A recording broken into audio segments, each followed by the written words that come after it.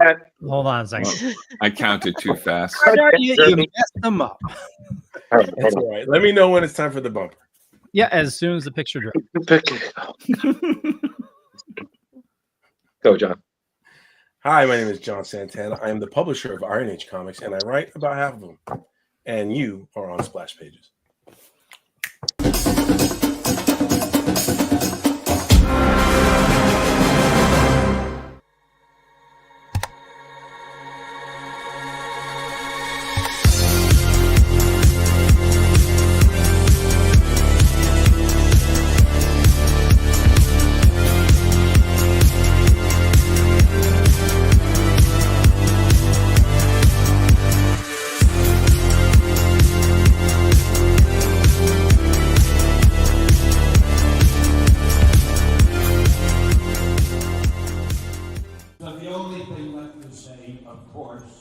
Is the one obvious thing.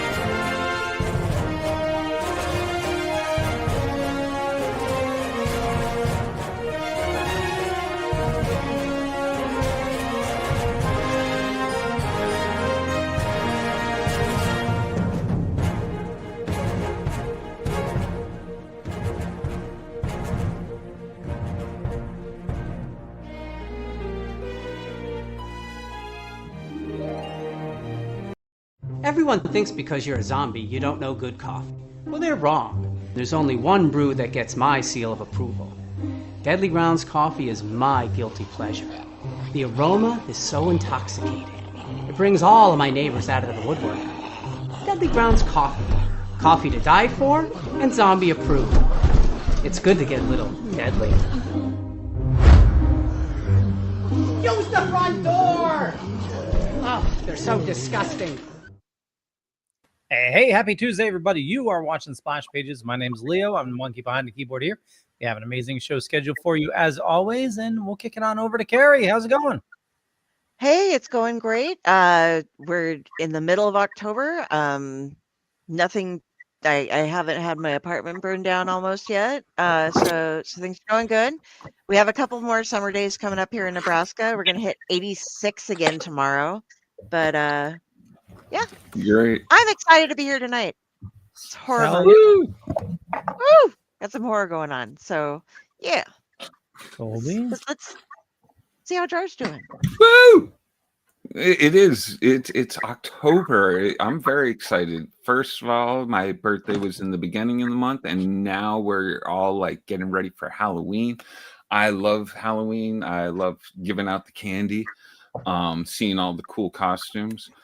Have lots of kids, so therefore Halloween's a big time. And tonight we're talking about a ton of like horror inspired comics.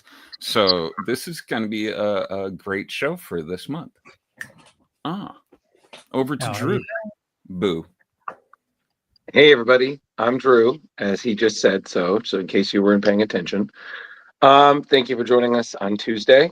And yes, as I said, we are on the countdown, which means it is T-minus 2 weeks until Halloween and Kari's birthday. So, and then another step too. Important on us. But I'm really excited for the guest that we have tonight.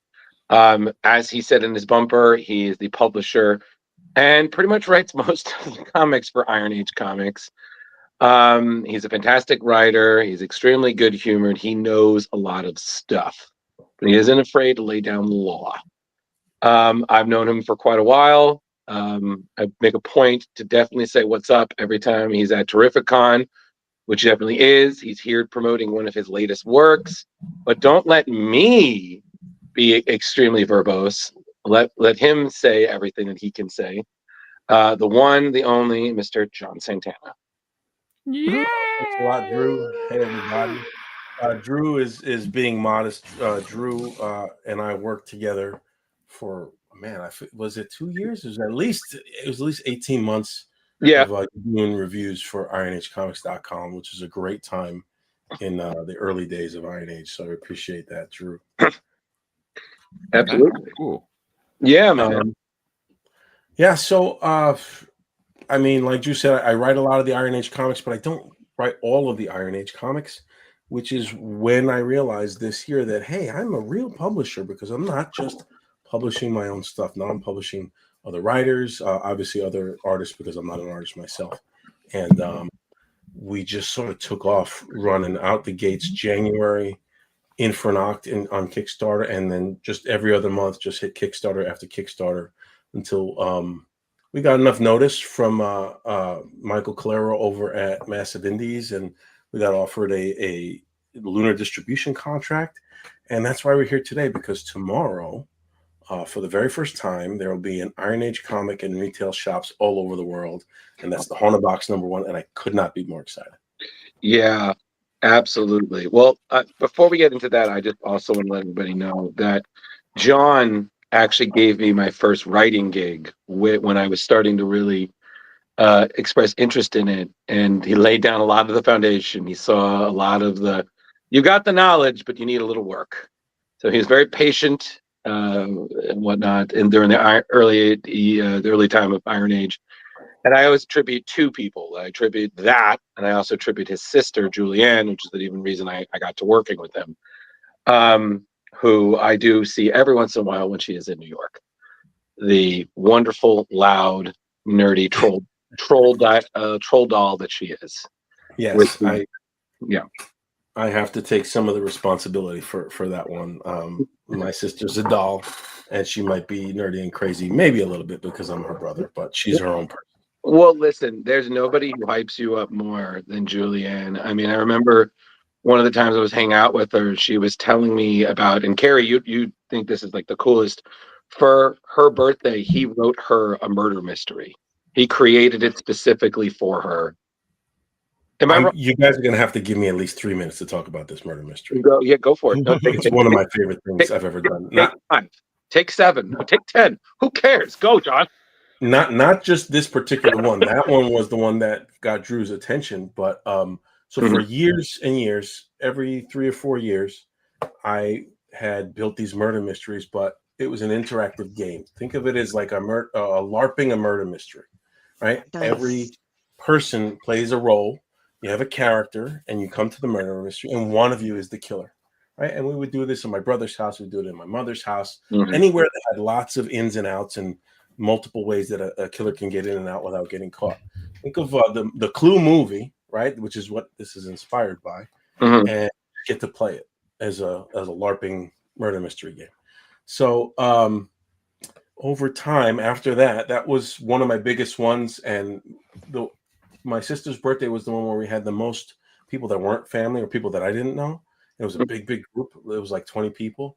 And I got really hyped off of all the feedback. People were just floored by how much fun it was. And it inspired me to take it a step further. And right after COVID, crazy, that this happened in 2022. But when everything started opening back up, I just stumbled into an opportunity in prison. So we played my game on 4 floors of a giant 11-year abandoned prison. We had about 1,200 people come through in a matter of 6 weeks. And I really honed that skill of, creating like an escape room. There's like puzzles that you have to solve. Yeah. One scene to the other. But here's what's great about my game. Not everybody survives. You play this game, but you may die. If you die in the game, though, your game is not over. You are repurposed into the game, and you become a spirit with a costume that can haunt your friends, and you have a purpose in the game as a dead player. So that's what really makes it a lot of fun for people, because even if you fail and you die, you can get right back in there and scare the shit out of your friends. I don't know if you're allowed to curse on this, but there's my first. Oh, yes. no, absolutely. Absolutely not. Absolutely. Please go do your thing. But Just curious, what was the prison? It was in Warwick, New York. It was called Mid Orange Correctional Facility, and ghost hunters had been there. They had done all these documentaries on all the hauntings in the place, and I was there in the middle of the night many times. Never felt anything. Never felt the presence. But we found dead bats. There was underground tunnels. Definitely heard things, but it was an underground tunnel that went for miles. We almost lost some players a couple times. It was probably not safe, but it was fun. John, I just want to tell you the entire time you're telling this story, because I've heard this, but I was looking Kari, and I think like literally her face, I was like, well, Kari's hooked. So I could just feel like she's going, can you give me John's info? Because I have ideas. Because Kari is our person who will then go over everything. And she's like, so I want to commission you to do something. And then I'm like, oh, I was like, this could be bad. And I was like, oh, this could be good too. But once we did it in the prison, we actually sold tickets and made money. I'm like, well, that took about a year off my life for that 6 weeks. But if I could find a way to teach somebody else how to run this thing, we can plant these in any city. So that is something. Well, I think someone from Nebraska would be more than glad to negotiate that. Isn't that right? Our librarian one. Or we have what the other network I'm on the Dorkening Network is the Owlite Network, and we have a lot of haunters there. People, and I have 2 people in my group right there that run their own, or one manages and one owns 2 separate haunted houses in Ohio. So they have it's like in the that idea vein. for they do. I mean, they know how to run a facility and hire actors and do all that kind of stuff. So that's exactly what we do. It's like a mix of a haunted house and a escape room and a role-playing game and a few other things. But and it's always so funny because John, like you and Julianne, like again, love her, but sometimes you and her are so opposite. It would always make me laugh because you know your comics and things. So we've had many conversations, and I can for the life of me can't get your sister to read anything. No, just like no. Oh yeah, just a thing, and she was like, yeah, no. But the one thing she would be like, oh, Lock and Key. I was like, okay, wait a second, hold on. I could recommend all the greats, but this one thing by Joe Hill and Gabriel Rodriguez, and you're like, yeah, I'm in. And I'm just like, I don't understand how this brain works. Because the game that we played for her birthday, the theme was Lock and Key. There were I had 3D printed the keys from that comic because I'm a big fan of that comic. And you would use them to open up different rooms in the house.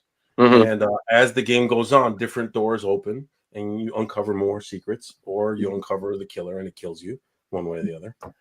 That's how the game is played. So that one was based on Lock and Key. There you go. I love that comic. That it's so good. One of my favorites. And I don't know, John, I don't know if she ever told you, but like when I got to meet Joe back in 2020, which I did like an interview with him, which was crazy because I'm a huge fan of his dad's work, and he looks just like his father. He looks creepy. Just like him. It's so creepy. But I did the interview, and I got to meet him again, and I told him about Julianne loved Lock and Key, and I had him draw a key for her, and I sent it to her via mail. I even expressed it, with insurance. I've never and I was like, here you go. This is a thank you, because again, I always credit her and you with the reason I have credits in general. And she was like, this is the coolest. She has it framed in her apartment, and I was like, have you seen the tattoo? She's got the anywhere. Yep. She's got the anywhere key. Yeah. I'm jealous of that one. I'm gonna have to put a key on but it was the cool. It was one of the cool. I was like, Joe, can you draw me a key? He was like, oh yeah, sure. He's just sitting there scribbling. And I was like, you're not an artist, but you know what? A custom made Joe Hill key, I'll take it. It was a lot of fun. But that was a good idea on your part there, Drew. Well, sometimes Jar, and I think John would agree with me on this, sometimes the best idea is the simplest one.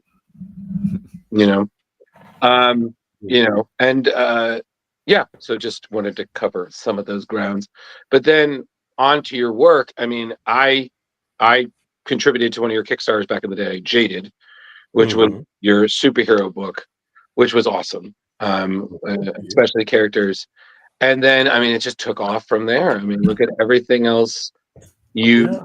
you did. So in terms of that, again, so what were some of your favorites, like, and how did they inspire your comicness, you know? Um, what I can't shake is Watchmen. It comes out of me when I don't mean it to. You know what I Mm, mean? It comes out in my writing. I think a lot about Watchmen and the characters and what Ellen Moore was writing about there. mhm, Um, Sandman was a big inspiration. Although I don't write whimsically or not nearly as whimsically as I'd like mhm, Neil Gaiman does. It's a big influence on me. 100 Bullets, Brian Azzarello. mhm, I realized a year after I wrote Haunted Box that Haunted Box is just a haunted 100 bullet suitcase. We'll talk about what Haunted Box is, but I was right. like, oh my God, that was subconscious. It was just so many layers deep because I just love that series. Um, Mhm, Grew up on superhero comics, always have a love for superhero comics. Um, in my publishing vein, one of the I feel like lessons learned as a fan over the years is um, one of the reasons I don't read superhero comics anymore, at least not the big two, is because there's no loyalty reflected back to the reader. You know, they just reboot and reboot and reboot and reboot, mhm, and they sort of take the things that you love, and it's not that they move on, they're erasing what you love. That's what bothers me. And mhm. maybe that's a jaded way to look at, no pun intended. It's just like a cynical way to look at it. But that's how I feel. So I've really gravitated almost 100%, I'll say 90% towards indie comics. And I just love indie books, and I love going on Kickstarter, supporting other people's Kickstarters, going to the indie sections of comic shops and just finding gold, because there's some really great stuff out there that not a lot of people are reading, but if you dig, you can find some really great stuff. I, Absolutely. I I swear, it's John. As you talk, I can just hear Kari's fandom for you and appreciation growing, because that's literally what she does. She handles all of our Kickstarters, so she's the one. Kari, do you want? I don't want to talk about you like you're not in the group. So you want to explain No, what you do and that you are the queen of investing in Kickstarters? yeah, I can't. People can't sit on my sofa right now because I mean, it's literally stacked over the back of it with boxes from Kickstarters, and I have more Yeah. in my room and more over here. I find Kickstarters. I'm all about the horror though, so I do cover things besides horror. But whenever indie creators are setting me up, like, hey, I got this Kickstarter going, or I see somebody else who's like, hey, my buddy's got this, I look for those. I do some of the more big name ones as well. If it's something where it's like, hey, if you throw $50 here, they opened 30 stretch goals so you can get $200 worth of free stuff, or something like Wow. that for That's cool. some of our viewers. But I like to go through and hunt down stuff and find Kickstarters. And then at the end of the show, we'll do something and I'll kind of flip through and go over like, hey, this is one that you might not have heard of, but you should really check out. And, it's up for these many more days. And then I open the stuff that I get here so people can see, like, you know what? You can only get these stickers and these certain covers and stuff if you bought it on Kickstarter. Right, So right. that's why you have to invest. So I like to drive that home to people. And it's not just Kickstarters, there's BackerKit as well, Zoop, crowdfunder, but mostly Kickstarter is the format that I Yeah. see most often. But yeah, so I love to go through and find stuff. And oh yeah, I've looked through your Kickstarters. You do a really good job setting them up. You have great art up and everything. So good job. Thank you. I Thank you. You, Appreciate it. you also do a great job at funding them. I noticed at least the ones that I was reviewing, they're all funded like 300%, 400%, 500. One Yeah. of them was up at I think that was Death Head. Uh, Deadhead did Deadhead. nicely. Um, we had an action figure for that one. That's a great idea, by the way. Doing toys with the comic line. Oh yeah, it was a lot of fun. It was not cost effective. We had to charge so much No. to make it to the point where almost we didn't make any Actually, not almost. We broke even on the action figures, but it got eyeballs to the page, and it got me experience as a publisher in a new type of product, and that was making action figures, and that's specific to the story. So this is Deadhead. This Deadhead is John Wick for slashers. There's a worldwide slasher organization that has, cities are assigned certain slashers, and they have jurisdictions. And one of the slashers just decides he's going to go after all the others. And as you can see, it's a bloody, messy gore fest of a book. Lots of fun, lots of gore, lots of violence, lots of action. Who's the artist on this? His name is Gabriel Fonseca, and I will wrestle to the ground any publisher who tries to take him from me, because this dude is awesome. And this is just the tip of the iceberg. This is his second comic book, but his style is so slick and so unique. And as he turns in pages, he just gets better and better and better. You guys are not even seeing, not even 50% of the best stuff in the first few pages that he did for the Kickstarter, because he's amazing. And then his design work, as you can see, even in the action figure, just a great talent. Masters of the Universe. Yeah, that was for scale. We're not offering Tila, but no. That's my Tila. That looks great. I mean, I like that concept too. Mm-hmm. Yeah, no, everything is just always so good. And then on top of it, another thing that I definitely have to bring up is that, you've been consistently in Terrificon, which is kind of our convention bread and butter, and how's that been as, an indie creator? I mean, again, some people I feel just go straight through Artist Alley to the quote unquote bigger names, but y'all have a really nice community in Artist Alley, and it's real tight knit, and everyone is just so enthusiastic about the craft and what I mean. I always try to make sure to stop by and say hey and get that quick selfie and fist bump. But yeah, I would say Terrificon's Artist Alley is a good one because you do get a lot of people come to the con that are actually interested in comics. So yeah, they might blow past you to get to Mark Waid. Mark Waid, of course, and Chris Claremont and Larry Hama. Who was my crush? I'm Captain Carter. What's her actress? The actress. Haley Atwell. Haley, I would walk past me to get to Haley Atwell. But when they swing back around, they often stop by, and Terrificon's a good one. It's a good show.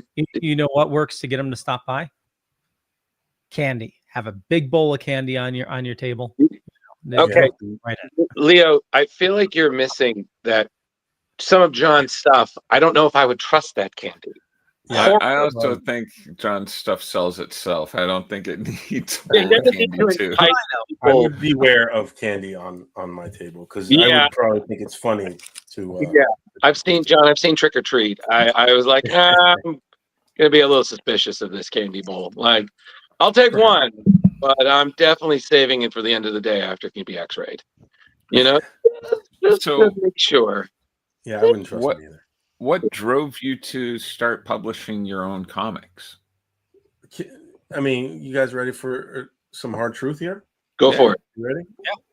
Yeah, I couldn't get published myself. That's what it was. Wow. I just wanted to make comics, and I had a full-time job, and I didn't have enough time and energy to keep getting rejected or just not answered from these publishing companies. And because of my personality type is very sensitive when it comes to rejection, I didn't want to keep putting my stuff out there. So I just wanted to keep self-publishing and doing Kickstarter. But I think objectively, my work and the work of my creative teams are really good. I mean, it's pro-level stuff. I mean, I went to school in dramatic writing and film for Purchase, and I graduated top of the class. Not to toot my own horn. The only reason I bring that up is because there's a certain level of quality that we bring to our books.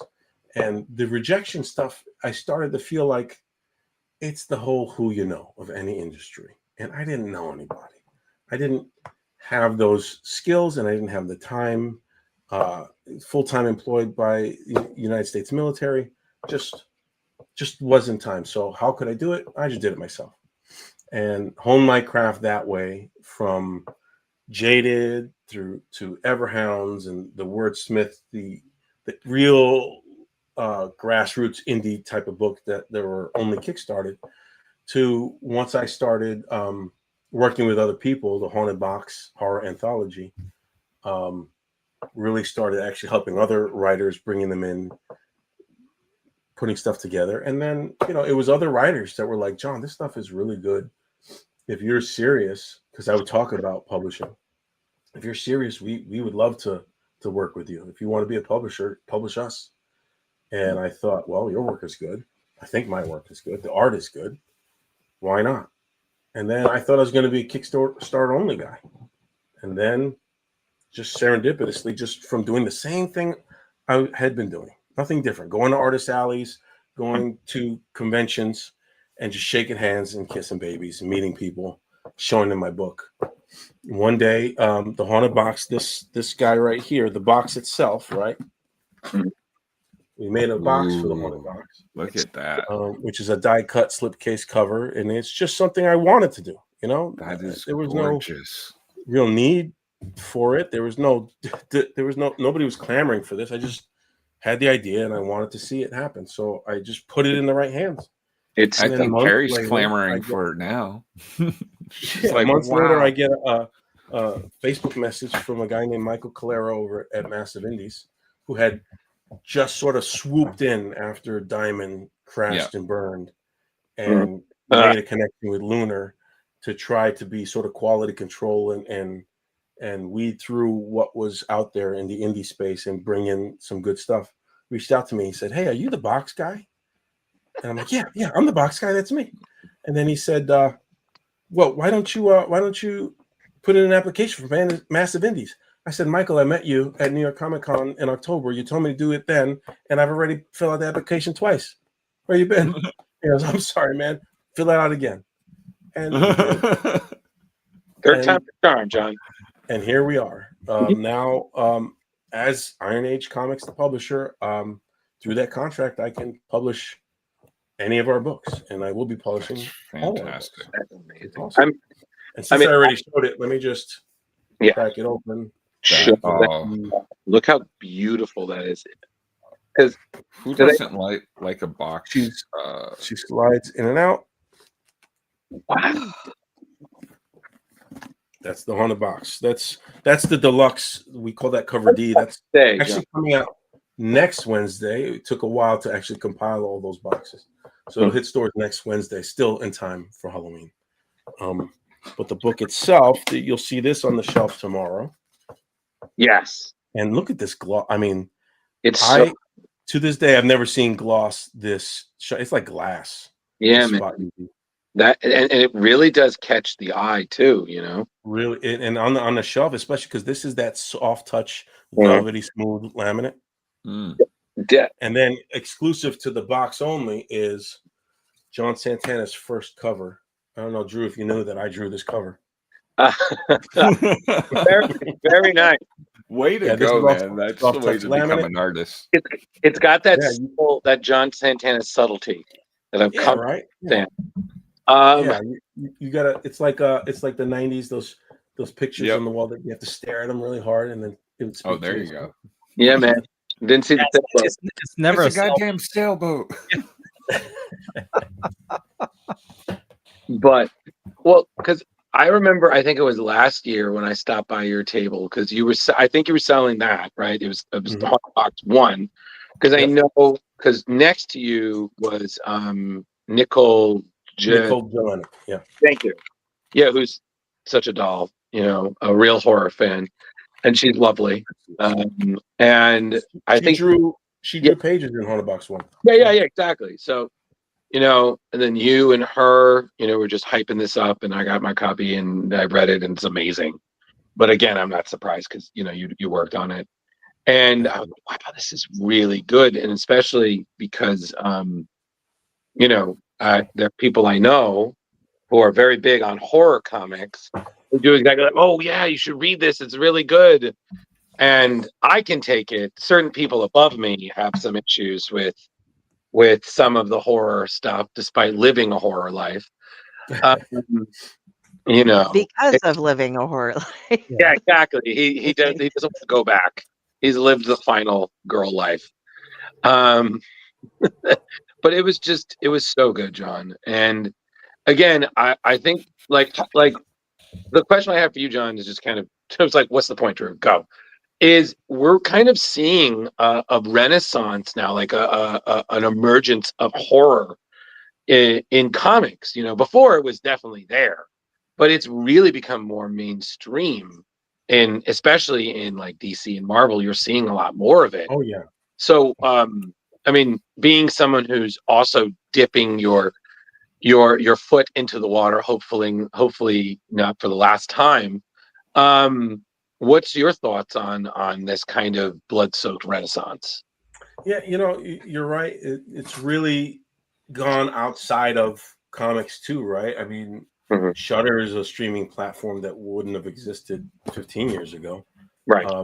There's definitely an interest in horror, and I can't really pinpoint exactly what it is, other than what you maybe jokingly referred to as living a horror life. The world around us has not been the best for quite some time for now. And I honestly think, I mean, I know that sounds like hoity-toity to bring that up, but Nope. I think the state of the union, so to speak, has a lot to do with it. And because it's been going on for a while. And the real reason I can pinpoint that is as horror resurges, Mhm. did you notice? Let's talk about movies. Right. What's missing? What haven't we had great movies of in the last 10 years? Where's comedy? Where's comedy? Right. Comparatively, right? So What? that sort of shows where we are in our mindsets in general and what we're drawn to. And I know in my horror and the horror that I like to write, which is also the sci-fi that I like to read, it's about the human condition Mhm. and what we face on a daily basis and how we can overcome obstacles or how sometimes we succumb to the obstacles and the tragic nature of those stories. I think that's why people are interested in horror. There's fun horror. There's Megan, right? Like in the movie, Right. and Deadhead is a fun horror comic. I never thought Megan as was a horror. I was just like, this is Yeah. just abuse on a doll that decided, she was done with it. I was like, hey, No. I rooted for her. It crosses genres. I mean, it's sort of like Child's Play, but cooler, right? It's like, Yeah. like cool. Yeah. But then there's like I just watched Longlegs, excuse me, for the first time the other day, and that was deeply disturbing. That was very. I agree with you. I'm still kind of trying to figure out how I feel about it. I was like, this is good. It's not horrible. I mean, there are certainly enough bad horror movies out there, and not like bad good, like But yuck. just poor, yeah. Yeah, just. But yeah, Longlegs. I was like, what? It's like Yeah. you paused. You're like, what? Like, it's not even like a that's it. Like, what? It's like, okay. Nick Cage, I didn't know you had it in you. I know, right? Well, But taking it back to comics real quick, while I do pick up indie comics and everything, I do like horror comics. My inspiration, what I go to most is do I have them near enough? I had in my last house, I moved here this year. I had racks of magazine size horror from the 70s and 80s, the Warren comics. Nice. Everything from eerie to creepy to Vampirella to your heavy metal, and I like the Conan too. But what most of those had in common was that black and white, gritty storytelling, the pulp horror books of the time. And I'm drawn to the artwork on those, of course. and I'm drawn to the bite-sized package of the concept of these horror ideas, sort of like where I think Stephen King is his best. Is his short stories. I love the quick concept, get in your face and get out. which is why Haunted Box is an anthology series, because I like, give the concept, give the high concept, give the concept in terms of the story for these characters and their situation, send the message and keep moving. That's what I'm drawn to in horror comics. Absolutely. I was just talking about this last night, the expansion of horror and stuff on Steve Van Sampson's show, The Brig, part of the Rich Redoctopus podcast series. And it'll be on October 28th. Yes, with Ellen Datlow, who does these great, every year she puts together horror novels, the best anthologies, the best horror stories that were written.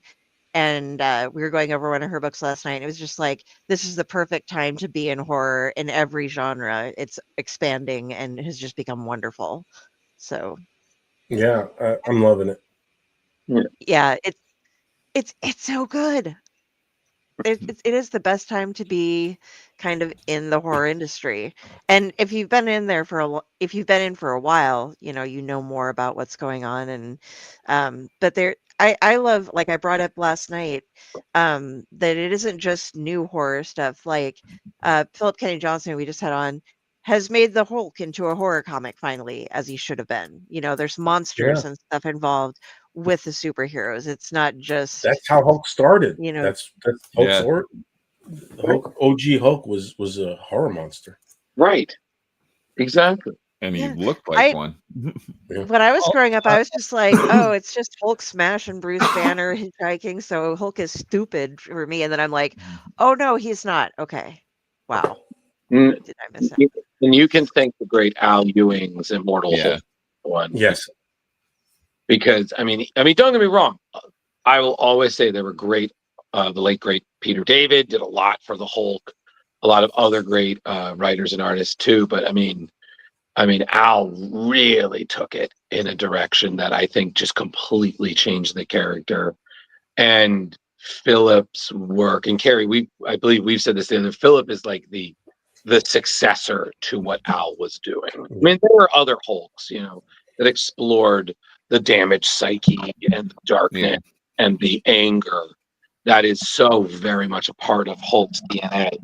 But I mean, KJ is just killing it. The eldest, and I have to pick it up. I liked Al Ewing's run.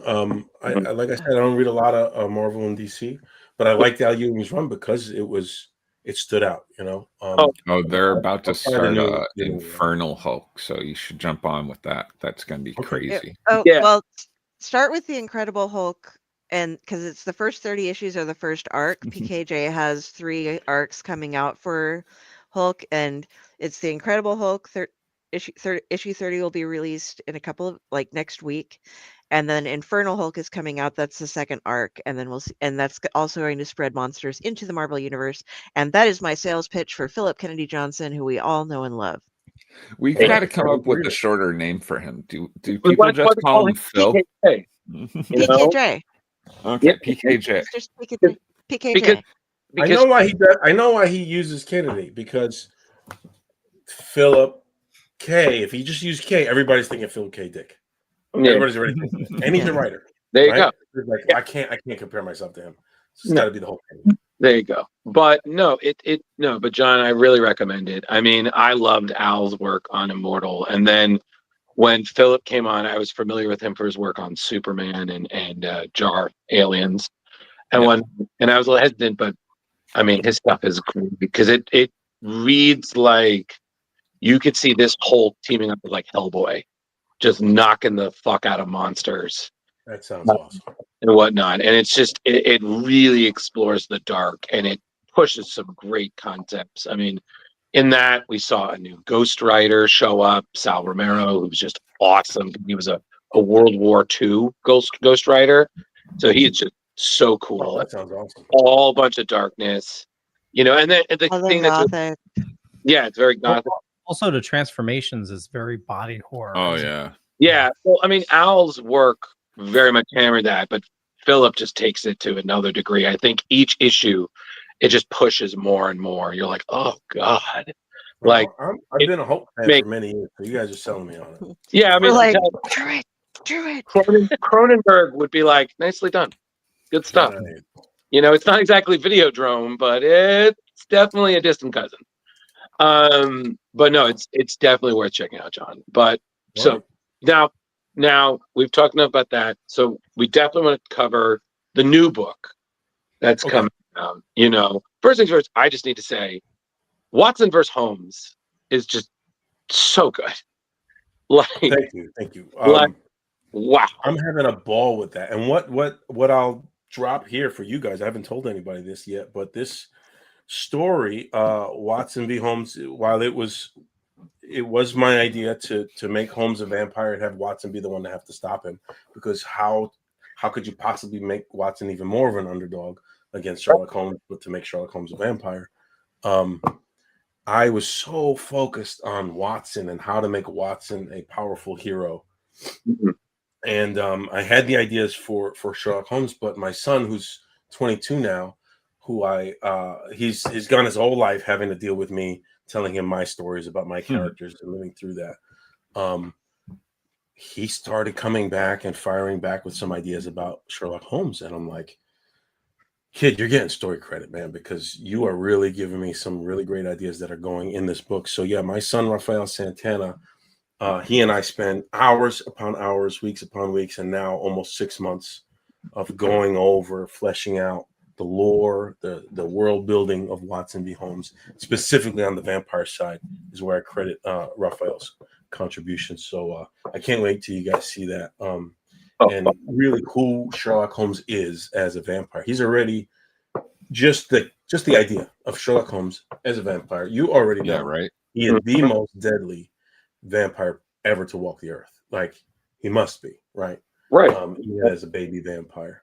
And his goals will be, well, how do I make myself? I was already the smartest human being on earth, also probably the most arrogant human being on earth. Yeah.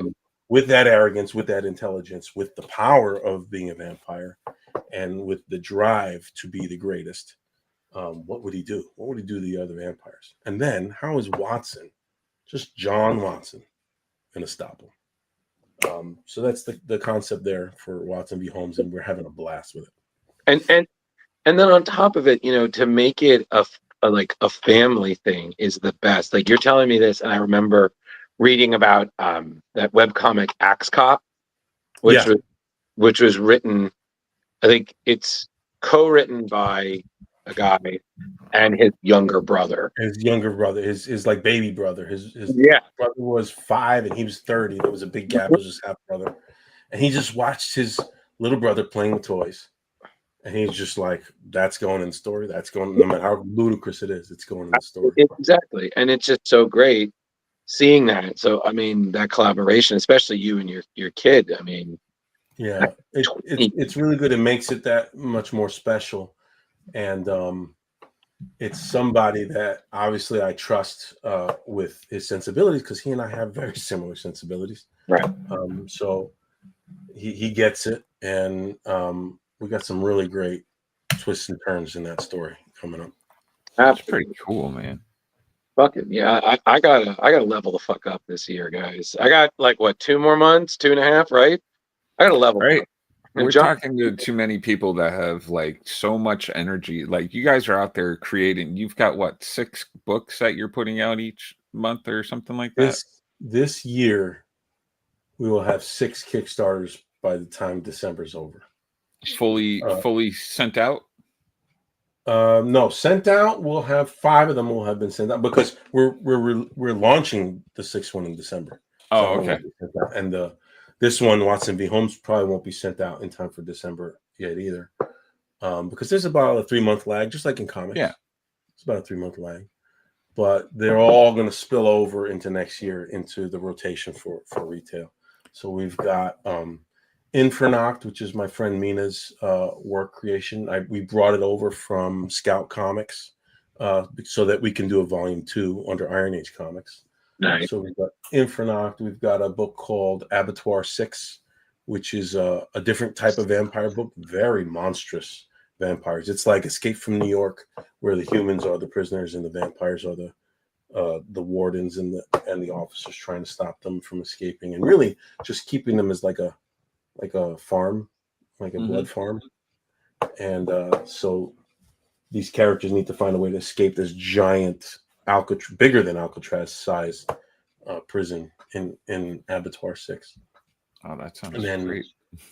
we've got Deadhead, right, which I think we talked a little bit about, where he's like the John Wick of slashers. NSF West, which is our non-horror book. It's a satirical hot girl booby comic, right? But it's fully satire, and it's like Hot Girl G.I. Joe. But there's a lot of gender politics involved in this story, and I call it a thirst trap. It's definitely a trap, because people who are here for the boobs, they'll get what they're looking for. But if you're actually reading the book, especially in consecutive issues, you realize that it's very much about gender politics. And what happens, there's the trigger warning right there. This may not be what it seems, although there's tons of flesh everywhere. We're going to turn it around on you. And that panel right there, I do love that panel. That panel right there is the book, right? It is sex, it's comedy, and action. And that's NSF West. Nubile Strike Force West. She really stuck that landing. That's the new time to the word muff diving. No, listen, it's okay. We all remember the 90s with image stuff. So that's a walk. Oh, Gen 13. Yeah. Well, the art looks very reminiscent of Gen 13. So yeah, that was definitely on the mind. There you go. But that's, oh my God, those all sound amazing. So let me ask you this, John. What do you feel is quintessential to writing good horror? Like in your mind, are there like rules? Like, I'm not talking like Randy from Scream, like, oh, these are the rules. Like, what do you feel is like the pillars of writing good horror? Oh, I human condition, as I talked about before. Like, it's got to touch something primal inside of us about insecurities, about what scares us beyond the visual. And I love writing scary visuals, but that's just the dressing. That's the window dressing. What's key to writing good horror is what scares each one of us about ourselves, not just the world around us. What do we hide from ourselves to ourselves? What do we think about that sometimes we shouldn't be thinking about? What worries us about when our mind wanders in that direction? That's what I think is key to writing good horror, making people sort of look internally and see, that could be me if I made this choice or that choice. And maybe when I'm alone in the dark, some of these thoughts have crossed my mind, and I've shaken it off and thought, oh, I could get that thought out of my mind when these characters might actually fulfill that. Right. I think that's key. Looking internally to us. How to Write Horror Comics by Jon Santana, coming out 2027, everybody. There you go, man. That's rad. Well, it's okay, because Kari herself is a horror novelist, so yeah, she's done some good short stories. Writer, not novelist. I don't have a full novel out just yet. So yeah, I have stories what published. What would you call someone who writes a novella? A novellaist? Oh my God, Kari, you should tell him about your proposed unique Christmas story that you wanted to pitch to Dan Chichester. Oh no, I just want to do since he did the Clive Barker's Hellraiser stuff way back in the day, he edited all that and put the Bible together. I wanted to do a Christmas Carol setup with a Hellraiser theme to it, and I have all the different like ghosts planned out as different Cenobites, and I have the whole thing like written here. I just don't have it scripted, so I think it would be super fun. Awesome. And I'm a big Hellraiser fan. The Blood Queen, who's on the cover of the Haunted Box, she's a demon that brings. There you go. She's the demon that will bring the box to some of the characters. Very much inspired by Hellraiser and Julia as she comes back. So speaking of good horror, right, and what makes good horror, I think what bothered me about Hellraiser, besides the religious stuff, because I grew up religious and I was afraid of watching Hellraiser because I thought it would make me, an evil. You're going to hell. Right. But really, what really nails it is let's get real here for a second, right? As a human being, as an individual, right? As an individual, I didn't find the actress who played Julia sexy or anything by any stretch of imagination. I just didn't. But something inside me in my mid-20s or whatever, when she had no skin on and was bleeding through that white shirt that she's completely naked, but also no skin. Right. And she's wearing the white button-down shirt, a man's shirt, and her naked, bare, bleeding feet are leaving footprints. It's so disturbing. It's so gross. But the fact that it was a naked woman did something in me. I'm like, oh, I don't like this. Well, a culture. It's sexy. This is not sexy, but it's sexy, but it's not sexy. Like I didn't like the way it made me feel, and it did something internally in my brain that made me feel the ick. But the ick wasn't just coming from the visual. The ick was coming from in here. Right. How I felt about what I was looking at, and that's directly where the Blood Queen came from. It was way before I wrote NSF West. I was just so down in the dumps about, man, why do all these Kickstarters that have just boobies everywhere, sex sells, and the content is nothing. Like they didn't even think before they put the words together on paper, but they just have well-drawn, scantily clad women, and that sells. So I said, you know what? I'll put flesh on the cover. I'll give people what they want, and that's where the Blood Queen came from. Yeah, flesh for no skin. That's I agree with you, sort though. of disturbing. Julia was a lot sexier when she was skinned than when she wasn't. Like, yes, oh, absolutely. I'm with you. 100%. They pulled that off well. Absolutely. That feeling that you described, I kind of had that for Jamie Lee Curtis in True Lies. She did the she wasn't bleeding or anything. No. It was just that it was Jamie Lee Curtis. And I'm like, hold on. She's like, at the time she was like well past my mother's age, and I'm just like, I'm like, Jamie Lee Curtis. Whoa, Jamie. Trading places and tell me how you feel then, okay? Like, you want to talk gratuitous 80s? I was just like, oh, I was like, well, glad Michael didn't get you this time, Jamie Lee, because wow. No, I agree with that about Hellraiser. I think the best horror is horror that makes you think, like you said, John, that taps into that primal, and that's why a lot of classic horror are still rewatched every Halloween, or for people like me and Kari, and I'm assuming you as well as John, that horror movies are not just 1 month. I was like, no, we watch them year round. Like, I have a hard time. You know what else horror has? It's and this ties in with like the Twilight Zone, right? Because the Twilight Zone does this very well, and they're not always horror episodes. There's tragedy involved, right? The best stuff. There's always tragedy. There's always a character that could have gone good, could have made the decisions that would help them, but instead made the decision that was to their detriment, or maybe even to their end.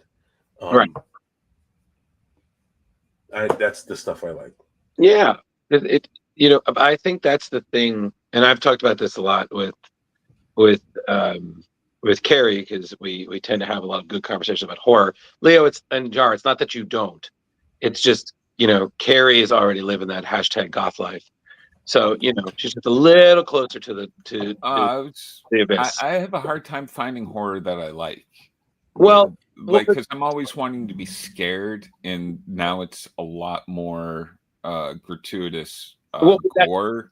And that's exactly why I have trouble with a lot of modern horror, is I feel like it tries to cover up its weaknesses with gratuitous blood and gore and stuff. And I was like, yeah, but some of the best horror is the story. Like, again, Jaws, the reason Jaws is so fucking scary is you don't see the shark for half the goddamn movie. Yeah. You got John Williams Yes. building you up, so then the second that sucker pops out of the water, it's the same thing with classic horror. Jason, we never saw it at the time, and then at the end, it makes me jump every time. I know it's coming, but that girl on that boat, oh, I got away. He just pops out of that water. You're like, oh, Yeah. like, you bitch, you gone. Like, and then he's still in it. I'm like, oh God, he's still in the water. So somebody get the lifeguard. I'll send Jar, you. can I ask, when you say there's no horror that scares you, are you looking for like the thrill in the moment and you just don't get scared anymore? Or do you mean something that scares you a little bit more deeply? I wanted to be scared in the moment. Like I remember arachnophobia fucked me up as a kid. Yo, don't talk about it, man. Like I had to pull my feet up off the floor. Like I want that kind of a scare when I'm watching horror. Please don't bring. I want to be a little bit worried. I want to make sure I have all the lights on in the house. Jar. It's like I'm with you. It might just be age, or maybe just watching too many horror movies where you get desensitized and you're not going to get a thrill in the moment. Oh God. No, I'm sorry, Jar. I still can't take a shower the same, man. After phobia, that fucks you up, dude. But no, I think, like you said, John, I think sometimes it is there is a kind of desensitizing. Not like, oh, we're chasing the next high. It's just, you really want something that makes you think, makes you feel, because that's the real horror. Like perfect example of something, The Substance. I was I was like, wow, this is so good, and you can really see the story, which was very clearly a satire of Hollywood and all that superficiality, and then like Demi Moore's fucking going in, and I'm just, you go, girl. Right. The horror there is that she could stop, and she's choosing not to stop. She has the means to end the horror movie, throughout the whole movie, but she can't help herself. She can't, and then of course she keeps trying to think that the other is just some side personality. Like, you're the same person, and that's what she keeps. So it's like, you're making this decision. It's not her, So but again, good horror. There's a reason it got the recognition it did. Yeah, Midsommar, I think, is another good. If you've seen that one, it's bright daylight, bright colors horror movie. Because it's about a young woman who, in the beginning of the movie, just loses her family members and then goes on a trip to try to be happy with friends and a boyfriend who was just about to break up with her before her parents got killed. So how do you break up with somebody after their parents get killed? So these are all real life horrible things that happen to people, and then you inject them into this cult that happens to murder people ritually. And throughout the course of that movie, not to spoil anything, but her psyche is being dragged into sort of feeling more at home with the members of the cult than the rest of the world, because her family's gone. And these people represent family, as fucked up as they are. That can disturb you deeply. Yeah, absolutely. And then there's the monkey. And then there's just I started watching it too late in the evening, and I'm getting too old to do that because I fell asleep. But I'm digging it. It's again, I've read this. Like, I will say this: I didn't mind it because I've read the story. It's one of those Stephen King. You're like, Stephen, by God, man, just get a Lego set already. Fuck. It's just, I was like, okay, this is. I was like, listen, I played with Godzilla, but I didn't, when Godzilla was stepping on the cars, in Tokyo, wasn't, killing somebody. Like, Jesus. I was worried about watching The Monkey when it first came out, because I'm always afraid when something is close enough to my concept, I don't want to be influenced by it. And it's not quite the box. So it shows up, the monkey shows up like the box shows up, right? The characters. And there's an inherent, the object, in that case it's a monkey, is going to do something that's going to affect the characters in a horrific way, but it's sort of the comparisons sort of end there, where the monkey, it's like if it plays, somebody will die, where somebody's going to die when it comes to the box, but in sort of a different way. It involves a choice the character has to make, where in terms of the monkey, you learn that, you know, you can choose to play it, but you can't choose who it kills. Right. And it's so funny to bring that up because I believe someone in this room was not a fan of the monkey. I believe she fell asleep midway. Right, I Kari? watched the whole Oh, thing that was finally, me. but no, I just kind of, I didn't understand. Like, I was like, is this supposed to be a comedy? Or Oh, is I this think there was supposed to definitely really comic be elements. horror? There was some that was comedy. I'm like, is this just trying way too hard? I think that's what it is that it's trying way too hard to be something. I think, And it wasn't sure exactly what angle yeah, it wanted to be. I think, Kari, when it comes to Stephen King, depending on what they're adapting, you have to have like a kind of weird balance of the wackiness and the horror. So I feel like I think it was Osgood Perkins, right? He's the one who did the story and the directing. He captured that, but yeah, there were some moments I was like, I don't remember this in the story. But then again, it was a short story, so it might be better off for that. Because sometimes, like with an SNL skit, I was like, this is good as a skit, but it didn't need a movie. You know? So, but that's the thing for you kids. Every one successful movie, there are 3 that are like, oh no. Oh boy. I would say one successful, maybe 5 of those, maybe 7. Yeah. You know, you have Life of Chuck and then you have Dreamcatcher. You're like, no. Just stop it. I've only heard about Dreamcatcher. I will never watch that. Just I read it. I don't think I could watch that. yeah, Kari, I watched it. I don't think I could read it.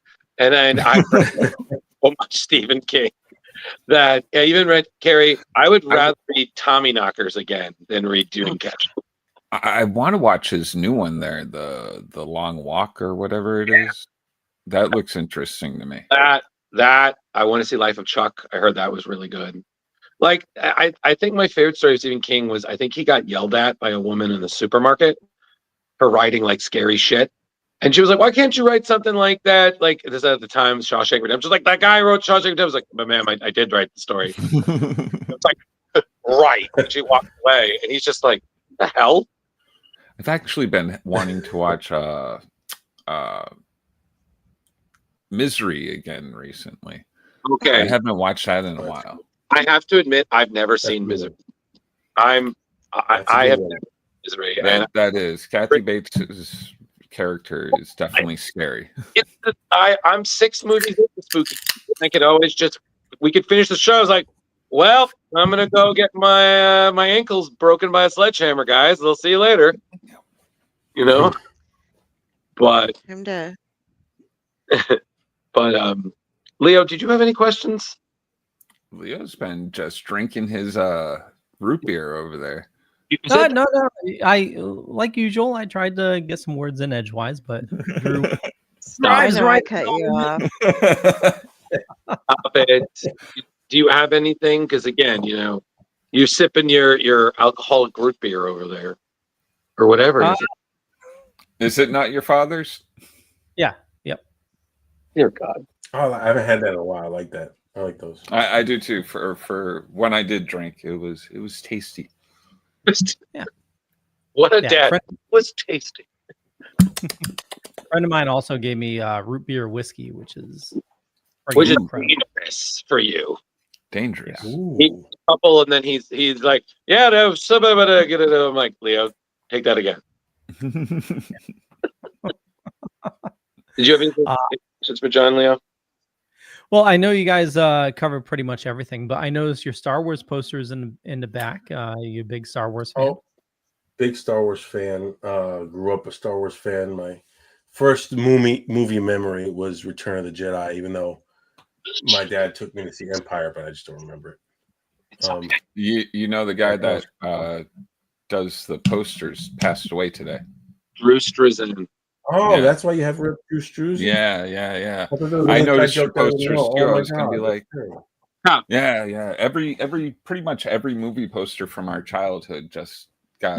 Yeah. Yeah. He was great. Yeah. I know. Lost. Indiana Jones posters, lots of book covers. All my favorite Star Wars book covers growing up. The Timothy Zahn trilogy. He painted those covers. Oh yeah. Yeah. It was just like when we lost Greg Hildenbrand.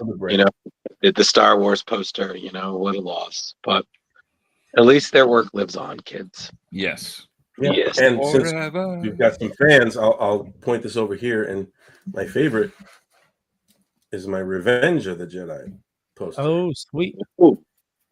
Oh, you got the whole. Where I don't know if you can see from here, but Luke's lightsaber is red, and Vader's is blue. Oh. Oh. That was an early. I was going to say that must have been one of the early ones right before they changed the font, not the font, the name.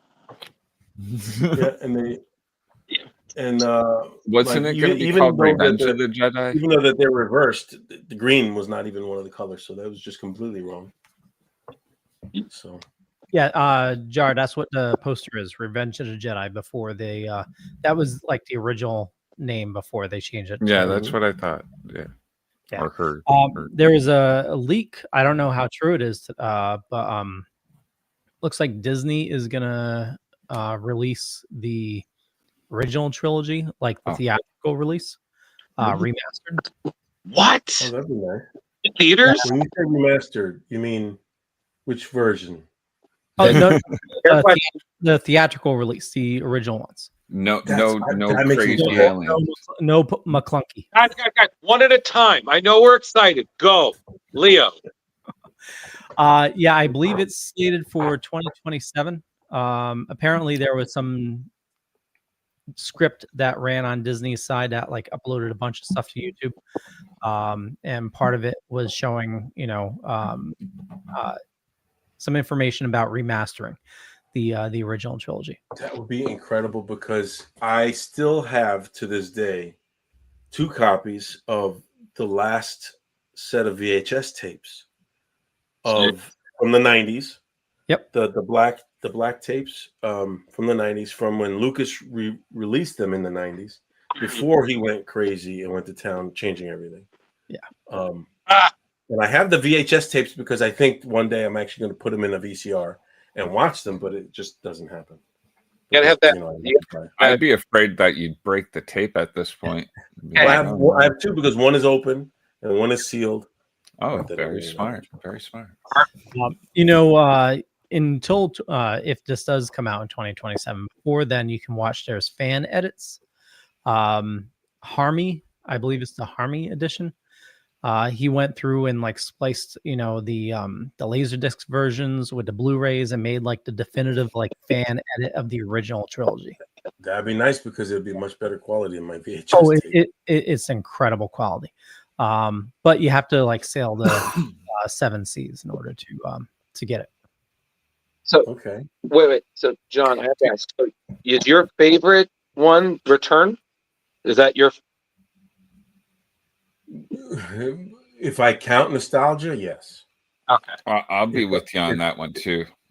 If I apply critical thinking, honestly, Episode 4 more so than Empire, because it's critical thinking and it's just a love for the fact that it is the first of its kind. It is unique in its own way. It blazed the path. It was its own thing. Nothing that we have after would have come without it. So it's got to be the first one. Okay. Well, I mean, I only asked because I remember, what was it? I think they were talking, I think it's the Clerks discussion, right, Jar? It's where They hate the Ewoks. Yeah. Yeah. Well, no, but Dante and Randall were talking about, every generation has their hate. Well, every generation hate. It's optimists go more toward Return and pessimists more toward Empire. Yeah. I would agree with that, and I think that that's another reason why my knee jerk is Jedi, because, and I can't say Jedi anymore because you have No, you can. We know what you're talking about. This is a safe episode space. We 7. know Jedi you're talking about. All right, we'll call it Jedi. So, I think that's my happy place, Jedi. I remember as a kid, Jedi was always my favorite, and the Jabba barge was hands down, like in my head, the coolest thing in the world. Like Luke shows up, man, just handles everybody. He's got the green lightsaber. He's just Green slaying. lightsaber, the best outfit, right? He's got the all black, for real. Yep. looking like a badass. Like that's the best Luke we got. Obviously, it's Jedi Luke, but Right. it's the best Luke. we Leia got. as the bounty hunter, like when she rescues Han. Like That's true too. Yeah. Oh, yeah. Leia as a bounty hunter was dope, and Leia in her camo fatigues. And then even the Ewoks. I mean, I think what I enjoy is whenever, because Jar, like you said, every generation has the hate. Yeah. And it's so funny because again, like we all remember when Phantom Menace came out and that how that unraveled. Let's just call it that. But isn't it amazing how Yeah, you know, so many years my later oldest people actually loved- like it now? What? Oh, was that John? Oh, yeah. My So many oldest years loves later, it. people. I mean, he's that generation. He's 22 years old. He was born after Phantom Menace, Mhm. but he absolutely those are his Star Wars movies, specifically Episode 3. But those are his Star Wars movies. Right. And I will, to this day, I really did have like a braingasm for the Darth Maul fight at the end of Phantom Menace. I love the Duel of the Fates, the Darth, like that. That's when so there was disappointment that I was masking. Like I was totally lying to myself. This is great, knowing that it wasn't great. And then the Darth Maul scene, and like all the fake fell away, and I was just in love with that. Right. But I think the thing that's funny is, and Jar, we'll talk about this when we do the news, is that, perfect example is Ahmed Best. I mean, he got such hate for Jar Jar Binks to the point where it really messed with his mental health. And then years later, the character is celebrated. He has lines at conventions. He got his redemption moment in Lore. Well, there's also the whole conspiracy theory against him as well. Where, Robot Chicken brought on. Well, before Robot Chicken, there was like a whole mess of videos about him being a Sith, and certain scenes like saying, where did he appear in this? He must have had speed running. I absolutely believe in that. Yeah. I have commissions of him drawn as a Sith. I don't have any of them handy, but there's a reason your name is what it is. Radipasta does have red lightsabers, by the way. Oh, very nice. Yeah, they're light up chopstick library. I loved those. And lightsabers. So he is a Sith Lord. Squirrel. Yeah, the Sith Lord. But I think the other thing is that now Ahmed Best is going to be co-writing a story in the Jar Jar Binks one shot, and I was like, "What a beautiful coming full circle!" I'm so excited. Well, for Hayden that. Christensen too. Maybe he didn't get the same level of hate, but he wasn't. He wasn't. There wasn't a lot of love for him in the aughts and in the 2010s. Mm-hmm. And then what's the kid's name? The one who played him first, Anakin first. The kid. Oh, that he had it rough. Yeah, he got it really rough. He got it. Well, I mean, you go from Jingle All the Way to Phantom Menace. I was like, Jake something, right? Yeah, Jake London, I believe is his name. And he had it rough too. And I mean, God, even Lucas to be like, I didn't really feel like his performances was. Ooh. And I'm like, you know what? Maybe we shouldn't be blaming anybody, George, because there's a lot of love for those movies in the younger generations, and there will be love for the Disney era movies too. Oh yeah. I mean, also how they're tying everything together too. Like you mentioned Hayden, bringing him back for the Obi-Wan series, and then Ahsoka. And even having Ewan McGregor, who didn't age a fucking day, as Obi-Wan, showing up like Star Wars Jesus, just popping up. Oh, hello there. Like, All the old ones. I'll tell you, I wasn't that much of a fan of the series. It wasn't terrible. I mean, it got a lot of hate. It wasn't terrible, but it wasn't rewatchable. But that scene in the fire and raking them through the coals, oh that yeah, was bad ass. yeah, That was good Star Wars.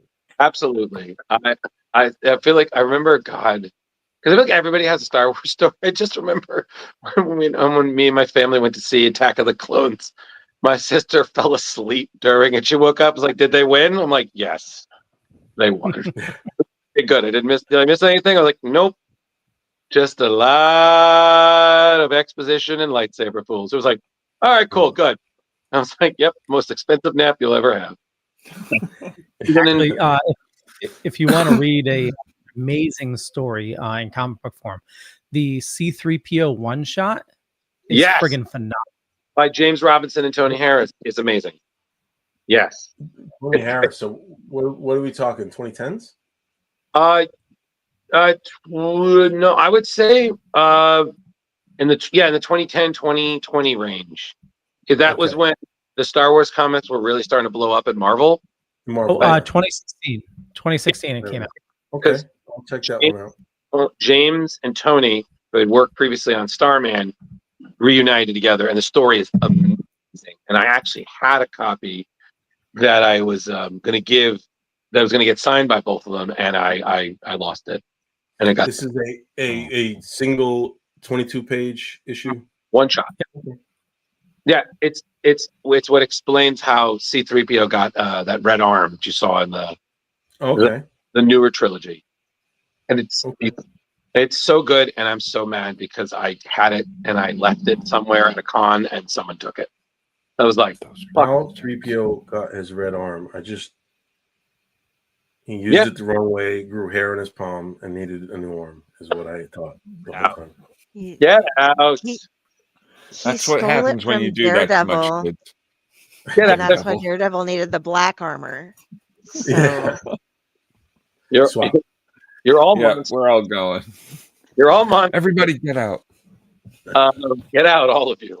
But no, and you know, I think the thing that's always great is that, like you said, John, like Star Wars is kind of like the multiverse in like DC or Marvel. There's always something for everybody. There's always some genre that people can like. So whether it's the original series, the prequels, or whatever the fuck the new stuff is. I don't know the name. Sequels. No disrespect. Prequels and the sequels. Okay, there you go. The prequels and the sequels. There's always something, you know. But are they equals? That's the best thing is that it lives on. So, you know, even years from now, we'll still be reading big text floating in the sky randomly. Yeah. Oh yes. Just like in horror movies, they never die. There's always chance for them to come back in the sequel. The quest for more money. As long as they keep on giving us more Grogu, I'm happy. Get out of here with that. Really? Shit. No. Let them have it. That is the way. That is the way. I'm a Mandalorian fan. I like Mando. I like Mandalorian. I'm just he's Grogu. I'm Grogu'd out. He's everywhere. He's everywhere. He's kind of been Jar Jar Binks. Listen, I see so many more Mandos at conventions. I've yet to see one Jar Jar Binks, buddy. If I do, I know. I'm very sad about that. You should disservice to us all. So John, so we are coming up on a bit of the time. So how do we get the box if we're not able to hit our LCS? Yeah. That's a good question. So Honda Box 3 is going on Kickstarter in January. Mm-hmm. Honda Box 3's Kickstarter will have the Honda Box as a tier, but you can also check every add-on for every Kickstarter that I do, like Watson v. Holmes will have Honda Box as an add-on. So that means that this October, this month, before the end of the month when we release it, you'll be able to add it on to a purchase of Watson v. Holmes. Awesome. Awesome. And are there any conventions that you're going to that people can find you and just, you know? Yes. So If you're in the New York area, Hudson Valley area, in Fishkill, Beacon location, there is a convention called Icon Comic Con. It's an independent artist Comic Con. I have a relatively large booth at that one because it's in my backyard, and I know the promoter. His name is Ramon Pinheiro. You'll be able to come see me and pick up anything that I have to offer, even stuff before it comes out, if you see me at that con. And then next year, I haven't mapped it all out yet, but I want to go to as many of the cons as I can, the big cons. I want to go to Fan Expo in Texas. I want to go to MegaCon in Florida, C2E2 in Chicago. I'm not sure if I'm going to make it to San Diego next year, but I'll definitely be in New York. Just came from New York. It was a good con. That's where you'll be able to see me if you want to come shake my hand. Very Awesome. nice. We have your links in the show notes up above or down below, depending on where everybody is watching or listening to us. Yeah. Thank you. Make sure you guys follow me on Instagram. That's where you get the latest and greatest. Because I just don't have time to go posting on every single platform, TikTok, Twitter, or X, whatever. So basically, just I go to Instagram because it duplicates to Facebook, and I just call it a day. So you go to Instagram and get the latest. Nothing wrong with that, my man. Well, John, thank you so much for stopping by. Thanks for having me, you guys. You guys are a great crew, and I appreciate the time you gave me and all the great questions you asked and the fun times. I like talking about horror. I like talking about Hellraiser. I like talking about Star Wars. So very cool. Thank you, guys. Oh no, thank you, man. We really appreciate it. And yeah, we'll again for any of your Kickstarters coming up, not just this year but next year. Why not just send us the info? We'll be more than glad to promote it. And we'll definitely keep an eye out for you if we're going to be at any cons that you're also at. Stop by, and definitely we'll make sure to stop by for next year's trip of con. As I'm fairly certain we'll be there, right, Leo? Oh yeah. All right, good. All right. Yeah. So, you heard it here first, folks. Take care, guys. Thank you, John. Have a good one, and good luck with the launch tomorrow, man. Thanks, man. I appreciate it. And you have a new follower. I just made sure to jump on. Thanks, Jeremy. Kari will be joining him in just a minute. Oh, I already did. All right, guys. Oh, okay. Have a good night. She was there before I was. Good night. Did you guys walk him through what to do with the? Yeah. Yes. Well, I'm sorry. I came a little late, so we're capable people. We're pros, yo. Since when? When did this happen? Oh my god! I know my life. Honestly, for the humanity. Although I have to show you guys this really cool thing that I got in New York, which I was just at recently. Ooh. I have to show you this. I don't know if you guys can see it. This is a custom enamel pin that the real Ghostbusters were selling. It's called Bezooled. That's Dana from Ghostbusters in a red dress, and instead of the broom, she's riding her cello. Nice. Yeah, I'm sorry. I was just looking at it. It was like best $20 ever. Very nice. You guys know I'm selling some stuff on eBay, and yes. So I've been selling some Dragon Ball Z stuff and some Yu-Gi-Oh stuff. So with the Yu-Gi-Oh stuff, I've been giving I 3D printed some Yu-Gi-Oh keys. Nice. Pharaoh's keys or something like that to give, like a freebie to give away. And I did some this is why I thought of it, is a Dragon Ball Z coin. Hold on a second. When a seller approaches you, do you start it with "It's time to duel"?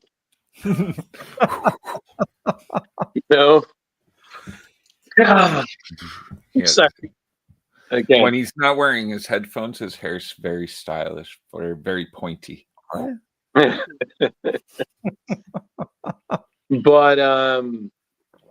you didn't ever tell us the message you got for your Galactus.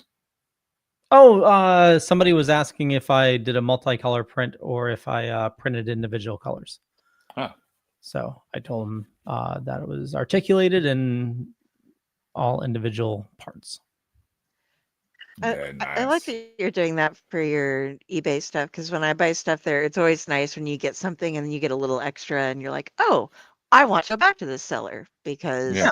they go out of their way for me. Yeah, Yeah. exactly. And I used- oh, sorry. Go ahead. Oh Jojo. no, you go ahead, Leo. No. I was just saying. I make sure that it's like it's in a.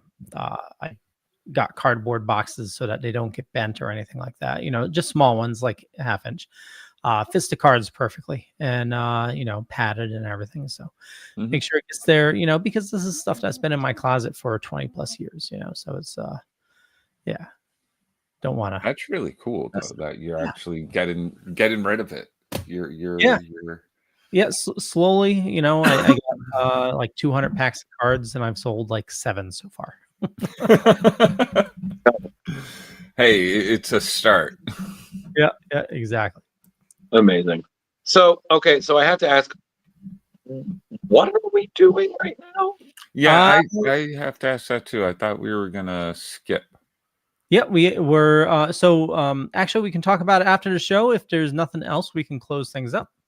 No, Kari, didn't you have some stuff? I was I was gonna do one Kickstarter, but it still has 16 days to go, so we can do it when we do the news if you want. Okay, that's fine. That'll be fine. Okay, Yeah. okay. So you all All right. get an extra show. Yeah, we're Yeah. gonna do an extra show this week, most likely Thursday, and it might be during the day. We'll see. But me to wake without up? further ado, we'll kick You're it gonna on. have to wake Kari up. All right. I'll be unconscious while they're doing this news show. Ratatosk will be like, yeah, you can't do anything. Yeah, so if you want to reach me, Kari Sanders, Facebook, you see a judgmental crow staring at you, that is me. I am judging you. Look me up, read my stuff. I write things. I'm on with these guys. I'm on the Owlite Network as well. I have a couple of shows coming up soon with them. Doing some more Clutch of Personalities. I'm going to be interviewing some folks. It's going to be great. And on the 28th, Retro Octopus is putting out an episode of The Brig that I was on recording last night with Steve Van Sampson and Ellen Detlow, and to the other authors from her book Night and Day. So catch me there. Have some fun. It's some great horror. Yeah. Dun, dun, Dun, dun, dun. Hey, follow me on Facebook and stuff. All the other social medias, you'll find me. And check out the Mad Crone for all your witchcraft candle needs. Ta-da! All done. Ooh, nice. Wash, rinse, repeat. True. Where? Oh, right. That's me. Sorry, I forgot. I like the shirt. Is that new, Drew? Yeah. Well, no, it's an old shirt, but I'm trying to show off, old. So Cafe Ectoplasmique. I like it. It's French. Very nice. So thank you. Get out and follow me. If you need to get in touch with me, I'm Drew Mollo on Facebook, Ghostbusterman1984 on Instagram, where there's going to be a lot of activity with me posting everything that was seen and experienced at New York Comic Con. A lot of craziness. Did you catch the fight? There was a fight? Yeah, I saw on the interwebs that some girl and guy got into it. Oh, no, I didn't see that. But there was one time that I was leaving and I saw M. Bison and a Dr. Doom getting arrested. So I was like, oh, boy, fight. It was like, only Comic-Con. Well, yeah, they are villains. Yeah, but I'm also on Blue Skies, Drew Mollo. I'm doing a lot of work with these lovely people and other things as well. So I'm just generally really tired and busy. So just, if I don't get back to you within this decade, please don't take it personally. It's just temporal time displacement. I'll get to you when the world ends. Okay. What about when September ends? Shut the fuck up, Leo. Wake him up, goddammit. I woke up, did it. I called. It's my job. Ta-da. Got it covered.